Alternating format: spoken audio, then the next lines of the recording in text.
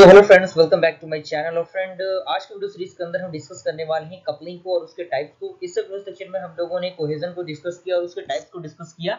और आज video series काफी इंटरेस्टिंग है क्योंकि आज कपलिंग को डिस्कस करेंगे हम लोग और उसके टाइप्स को डिस्कस करेंगे। तो कपलिंग बेसिकली होता क्या है, इसका मैंने शॉर्ट व्यू अपने प्रीवियस लेक्चर में दे दिया है। आज के इस वीडियो सीरीज के अंदर हम पूरे उसके समरी को डिस्कस करेंगे, पूरे एक्सप्लेनेशन को डिस्कस करेंगे। तो बने रहिएगा, अंत तक सारी चीजें समझ में आएंगी।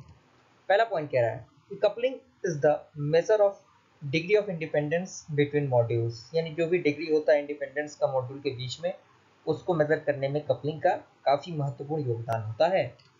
अगला पॉइंट कह रहा है कि module should have be low coupling, यानी मॉड्यूल्स क्या होने चाहिए, जिनके पास लो कपलिंग होना चाहिए।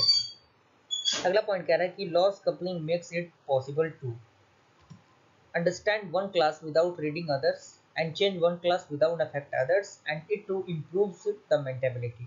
यानी ये बेसिकली क्या है, जो आपका कपलिंग है, कपलिंग का जो प्रोसीजर है वो इसके अंदर शामिल होता है।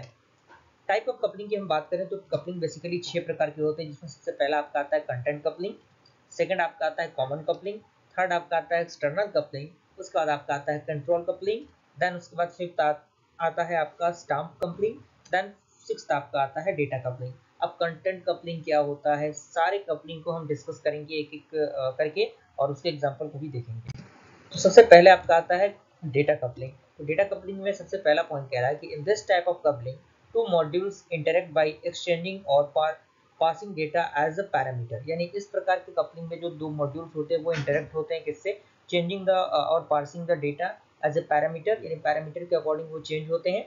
And the dependency between the module A and B is said to be data coupled if their dependencies is based on fact they communicate by only passing of data and other than communicating through the data two modules are dependent। तो basically ये theoretical part है, ज्यादा उसको देख के घबराने की जरूरत नहीं है। इसके आप डायग्राम को समझने की कोशिश कीजिए। यानी यहाँ पे आपका रिट्रीव कस्टमर इंफॉर्मेशन है और यहाँ पे आपका रिट्रीव कस्टमर एड्रेस है। अब ये दोनों क्या होंगे, एक दूसरे के साथ कंबाइन होंगे by the help of different type of arrows. And यहाँ पे क्या होगा, आपका ऊपर कस्टमर आईडी होगा और नीचे क्या होगा, कस्टमर एड्रेस होगा। तो ये कहीं ना कहीं क्या है, एक डाटा कपलिंग का प्रोसीजर है, एग्जांपल है जो कि आपके एग्जामिनेशन में लिखने होंगे। Two modules are data coupled if they communicate by passing parameter, यानी जो मॉड्यूल्स होंगे वो कम्युनिकेट करेंगे कब, जो आपका पासिंग पैरामीटर्स होगा वो कपल्ड होगा तब।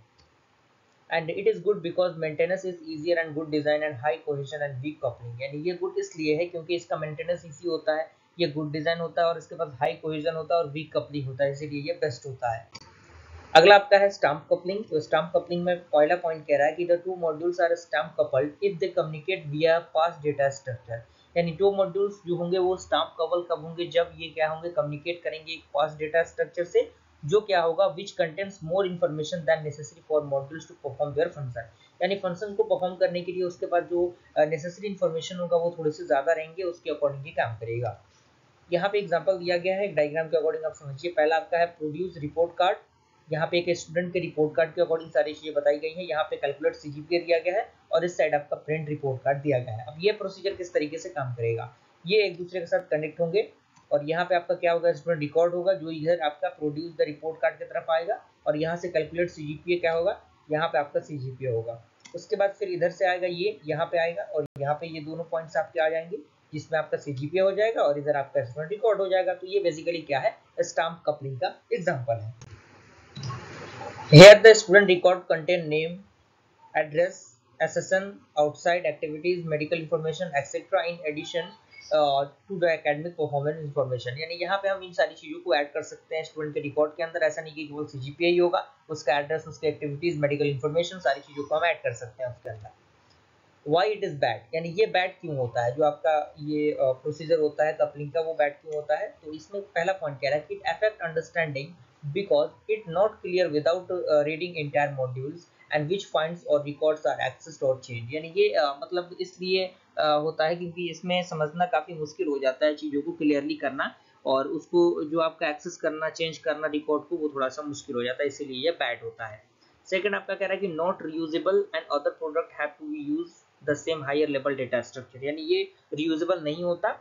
और अगला पॉइंट कह रहा है कि passes more data than necessary, यानी मतलब जितने जितने हमें चाहिए, जितने डेटा चाहिए उससे भी काफी अधिक डेटा ये क्या करता है, पास करता है। And we can reduce the stamp coupling by passing the single variable, यानी हम रिड्यूस कर सकते हैं स्टैम्प कपलिंग को पास करने के द्वारा, किसके सिंगल वेरिएबल्स को पास करने की मदद से। एग्जांपल दिया गया पब्लिक क्लास एलिमिनेटर इमेलर, और यहाँ पे एग्जांपल आप देख सकते हैं चीजों को।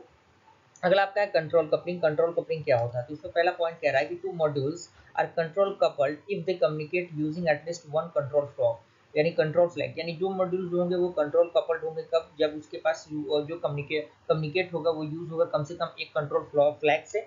और यहाँ पे एक देख सकते हैं एग्जांपल दिया गया मॉड्यूल ए मॉड्यूल बी, और ये कनेक्ट हो जाएंगे इससे फ्लैग से, तो ये बेसिकली कंट्रोल कपलिंग का एग्जांपल है।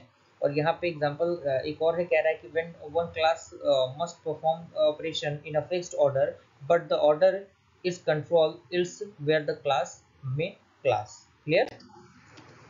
यहाँ पे एक एग्जांपल दिया गया है जो कि आपका इस थर्ड कपलिंग के अकॉर्डिंग है, तो आप इस एग्जांपल को लिख लीजिएगा, क्योंकि एग्जामिनेशन में एग्जांपल का देना बहुत ज़्यादा ज़रूरी होता है, क्योंकि कहीं ना कहीं कंडीशन के अकॉर्डिंग स्विच कंडीशन यहाँ पे यूज़ किया गया है। अगला आपका है एक्सटर्नल कपलिंग। एक्सटर्नल कपलिंग क्या होता है, तो इसमें पहला पॉइंट कह रहा है कि a form of coupling in which a module has dependency to other module external to the software being developed और to a particular type of hardware, यानी ये एक प्रकार का फॉर्म ऑफ कपलिंग होता है जिसमें जो मॉड्यूल्स होंगे उसके पास डिपेंडेंसी होंगे अदर मॉड्यूल्स के कंपेयर में, external to the software being develop में and particular type of hardware में, and this is basically related to the communication to external tools and device such as operating system, shared libraries और the hardware, यानी ये basically related होता है communication से, जो external tools होते हैं जैसे आपका ऑपरेटिंग सिस्टम हो गया, शेयर्ड लाइब्रेरी हो गया, हार्डवेयर होगा, ये सारी चीजें। अगला पॉइंट कह रहा है कि external coupling occurs when two और more modules access the same global data variable not data structure, यानी जो एक्सटर्नल कपलिंग होगा वो ऑकर्स कब होगा, जब दो या दो से अधिक जो मॉड्यूल्स होंगे वो एक्सेस होंगे एज द सेम डेटा, जो आपका ग्लोबल डेटा वेरिएबल होगा उसके अकॉर्डिंग। यहाँ पे एग्जांपल दिया गया है कैलकुलेट सेल्स टेस्ट, यहाँ पे product sale exempt then sales minus tax is equal to 0, else sales minus tax is equal to product minus price into 0.25, end if end calculate the amount due and calculate amount due is equal to total amount plus sales minus tax end। तो ये basically क्या है, external coupling का एक example है जो कि आपके लिए बहुत ज़्यादा ज़रूरी है एग्जामिनेशन में देना। अगला आपका फिफ्थ है जो कि आपका सेकंड लास्ट पॉइंट है, जो कि कॉमन कपलिंग होता है।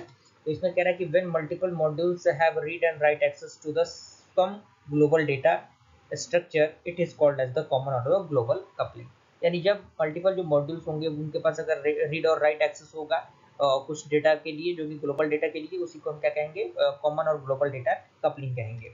एंड एग्जांपल कह रहा है कि two modules have access to the same database and can both read and write the same record, then the both modules can access and change the value of a global variable।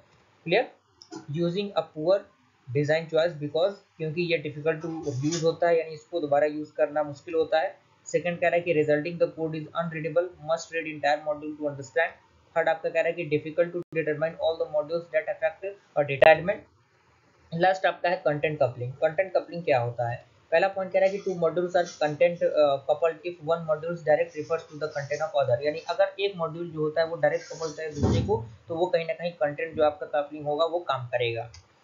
Example दिया गया है, example कह रहा है कि one module change a statement in another module. Second आपका कह रहा है कि वन मॉड्यूल रेफरेंस और alters data contents inside the another module. And third आपका कह रहा है कि one module branches into the another module.